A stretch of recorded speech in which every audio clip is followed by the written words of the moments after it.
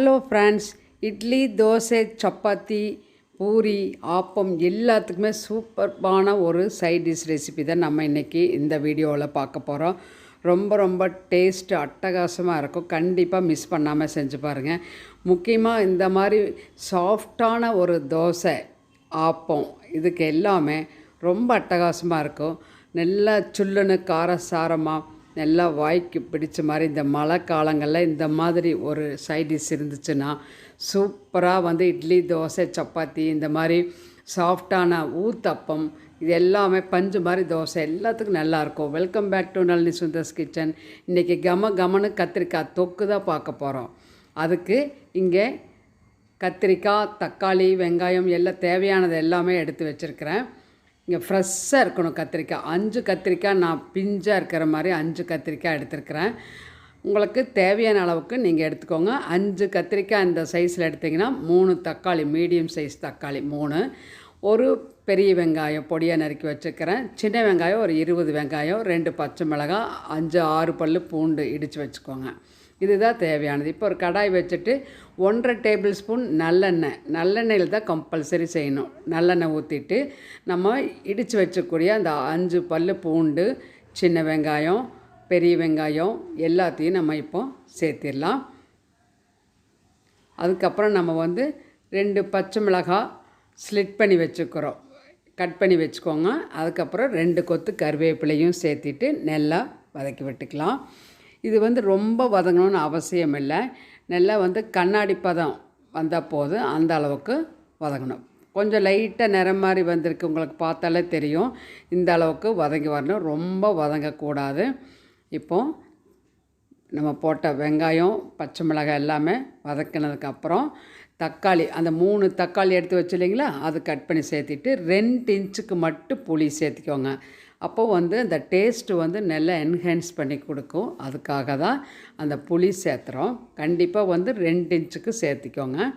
இப்போது அந்த தக்காளி நல்லா கொஞ்சம் மசிகிற அளவுக்கு வதக்கி விட்டுடலாம். அந்த தக்காளியில் இருக்கக்கூடிய ஈரப்பதமே அந்த கத்திரிக்காய் வெந்து வரணும். அந்த அளவுக்கு இந்த அளவுக்கு தக்காளி வதக்கிட்டு உடனே நம்ம இந்த கட் பண்ணி தண்ணியில் போட்டிருக்குறோம் இல்லைங்களா கத்திரிக்காய், அது எல்லாத்தையும் நம்ம இப்போ சேர்த்திக்கலாம். எல்லா கத்திரிக்காயும் கம்ப்ளீட்டாக சேர்த்திட்டு திரும்ப ஒரு தடவை நல்லா மிக்ஸ் பண்ணி கொடுத்துடலாம். அந்த தக்காளியோடு சேர்ந்து அந்த கத்திரிக்காயும் நல்லா வதங்கி வரட்டும். கத்திரிக்காய் குயிக்காக குக் ஆயிரும். இப்போது அந்த தக்காளிலேருந்து தண்ணி விடும், அதே சரியாக இருக்கும். இப்போ பார்த்திங்கன்னா இந்த ஸ்பூனில் டேபிள் ஸ்பூன் இல்லாமல் இருந்தால் டீஸ்பூனில் 1.5 டீஸ்பூன் தனி மிளகாத்தூள், நான் சில்லி ஃப்ளேக்ஸ் சேர்த்திக்கிறேன். அதே 1 டீஸ்பூன் மல்லித்தூள், தேவையான அளவுக்கு கல்லுப்பு சேர்த்திக்கோங்க. நீங்கள் இந்த டைமில் சாம்பார் தூள் இருந்தாலும் 1.5 டீஸ்பூன் சேர்த்துக்கோங்க, அல்லது குழம்பு மிளகாத்தூள் சேர்த்துக்கோங்க, தனி மிளகாத்தூள் எது வேணாலும் சேர்த்துங்க. நான் சில்லி ஃப்ளேக்ஸ் சேர்த்திருக்கிறேன். அந்த காரத்துக்கு எப்படி இருந்தாலும் நம்ம அரைக்கத்தானே போகிறோம், அதனால் நான் அந்த மாதிரி சேர்த்திருக்கிறேன். இப்போ பாருங்கள், தக்காளியில் இருந்து தண்ணி விட்டுருக்கு இல்லைங்களா, அதே நல்லா கொலன்னு சாஃப்ட் ஆயிடுச்சு. இப்போது ஒரு கைப்பிடி அளவு ஃப்ரெஷ்ஷான மல்லி இலைகளையும் சேர்த்துட்டு நல்லா வதக்கி விட்டுக்கலாம். இருந்தாலும் நம்மளுக்கு கத்திரிக்காய் வெந்து வரணும் இல்லைங்களா, அதுக்காக ஒரு தேவைப்பட்டால் 2 டேபிள் ஸ்பூன் தண்ணி, 2 இதில் கூட நான் குறைச்சிக்குவேன், கொஞ்சம் தான் சேர்த்துறேன். அதிலே பாதி 1/4 கப் எடுத்து அதுலேயும் பாதி 2 ஸ்பூன் தான் தண்ணி விட்டுருக்கிறேன் நான். அதுலேயே நம்மளுக்கு அந்த கத்திரிக்காய் வெந்துடும். அதனால் அது கரெக்டாக இருக்கும். பாருங்கள், நல்லா கொதிச்சிட்ருக்கா. இப்போ லிட்டு போட்டு விட்டுடலாம். ஒரு 2-3 நிமிஷம் டிஸ்டர்ப் பண்ணாமல், 3 நிமிஷத்துக்கு பக்கம் ஆயிடுச்சு. இப்போ பார்க்கலாம். இப்போ பாருங்கள், நல்லா சாஃப்ட் ஆயிடுச்சு, பார்த்தாலே தெரியுது.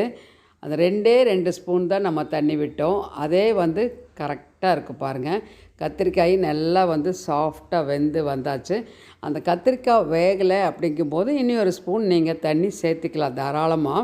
2 ஸ்பூன் தான் அப்படிங்கிறது கட்டாயம் கிடையாது. இப்போ நம்ம நல்லா வெந்துருச்சு, அதனால் நான் இப்போ ஸ்டவ் ஆஃப் பண்ணி விட்டுருவேன். இது நல்லா ஆறுனதுக்கப்புறம் நம்ம கடையிற மாதிரி இருந்தால் கடைஞ்சிக்கோங்க, அல்லது பிளெண்டரில் போடுங்க. நான் மிக்சர் ஜாரில் சேர்த்திட்டு பல்ஸில் ஒரு 2 சுற்று தான் சுற்றணும். நார்மலாக அடிச்சிடாதீங்க. பல்ஸ் மோடில் 2 அல்லது 3 சுற்று விட்டு விட்டு அடிக்கணும், அவ்வளோதான். பார்த்திங்களா, அடித்து எடுத்துகிட்டு வந்துட்டேன். சூப்பராக இருக்கும். இந்த மாதிரி இருந்தால் தான் இந்த தொக்கு அருமையாக இருக்கும். இப்போ தாளிப்பு அதுக்கு 2 டேபிள் ஸ்பூன் திரும்பவும் நல்லெண்ணெயை தான் விடணும். அப்போ தான் நல்லாயிருக்கும். எண்ணெய் சூடான உடனே கடுகு ஒரு 3/4 டீஸ்பூன் சேர்த்திக்கோங்க. கடுகு கொஞ்சம் அதிகமாகவே தாராளமாக சேர்த்திக்கலாம். அப்புறம் கருப்பு உளுந்து, உடச்ச உளுந்து வந்து ஒரு 3/4 டீஸ்பூன் சேர்த்திட்டு சீரகம் 1/2 டீஸ்பூன் சேர்த்திக்கலாம். நல்லா வாசனையாக இருக்கும். இப்போ ஒரு கிளிப்பிங் மிஸ் ஆகிடுச்சு, சாரி ஃப்ரெண்ட்ஸ். கருவேப்பிலையும் பெருங்காயத்தூள் சேர்த்துனேன், அந்த கிளிப்பிங் போயிடுச்சு, எடுக்காமல் விட்டுட்டேன், கேமரா ஆன் பண்ணாமல் விட்டேன், சாரி. இப்போது அது சேர்த்துட்டு கருவேப்பிலையும் பெருங்காயத்தூள் சேர்த்துட்டு நம்ம அரைச்சி வச்சோம் இல்லைங்களா, அந்த மிக்சர் ஜாரில் இருக்கக்கூடியதை வந்து இதில் சேர்த்து நல்லா ஒரு 2 நிமிஷத்துக்கு சிம்மிலேயே வச்சு வதக்கி நம்ம பவுலுக்கு மாற்றியாச்சு. சூப்பரான ஒரு கத்திரிக்காய் தொக்கு அருமையாக ரெடி ஆயாச்சு. டேஸ்ட்டு பார்த்திங்கன்னா அவ்வளோ சூப்பராக இருந்துச்சு. சப்பாத்தி, தோசை, இட்லிக்கு சொல்லிக்கவே வேண்டாம், அவ்வளோ சூப்பராக இருக்கும். எல்லாருமே கண்டிப்பாக விரும்பி சாப்பிடுவாங்க. கத்திரிக்காய் தக்காளி கடையல் வந்து நம்ம உருளைக்கிழங்கெல்லாம் சேர்த்து கடையல் செய்வோம். அது ஒரு டிஃப்ரெண்ட் டேஸ்ட்டு. இந்த மாதிரி பண்ணி பாருங்கள் ஒரு தடவை. கண்டிப்பாக உங்களுக்கு எல்லாத்துக்குமே நிச்சயமாக பிடிக்கும். விரும்பி சாப்பிடுவாங்க எல்லோரும், மிச்சமே வைக்க மாட்டாங்க, அந்தளவுக்கு இருக்குது. நான் இன்றைக்கி சாஃப்டான ஒரு தோசைக்கு தான் இன்றைக்கி செஞ்சுருக்கிறேன். எல்லாருமே நல்லா விரும்பி சாப்பிட்டாங்க. எங்கள் வீட்டில் மிச்சமே இல்லை இந்த தொக்கு வந்து. இந்த ரெசிபி பிடிச்சிருந்தால் லைக் பண்ணி ஷேர் பண்ணி மறக்காமல் நம்ம சேனல் நளினி சுந்தர்ஸ் கிச்சனுக்கு சப்ஸ்கிரைப் பண்ணி சப்போர்ட் பண்ணுங்கள். அடுத்த வீடியோவில் இன்ட்ரெஸ்டிங் ரெசிபியில் பார்க்கலாம். Until then bye from Nalini. Thank you.